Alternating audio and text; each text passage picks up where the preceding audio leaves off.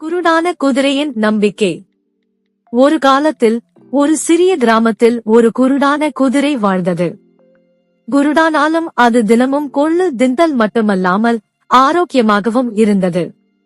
அந்த குதிரையை பார்த்து சிறிய சிறிய குழந்தைகள் சிரித்து வேடிக்கை பார்த்தனர்.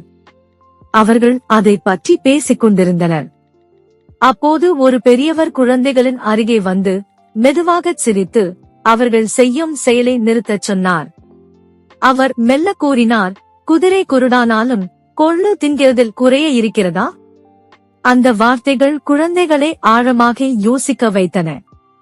அவர்கள் புரிந்து கொண்டனர், உடல் குறை இருந்தாலும் முயற்சி இருந்தால் வாழ்க்கையில் முன்னேற முடியும்.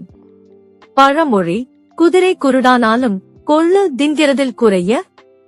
மொழி பயன்: உடல் குறை இருந்தாலும் முயற்சியும் உழைப்பும் இருந்தால் வாழ்க்கையில் வெற்றி பெற முடியும். முருகப்பெருமானை நம்பினால்.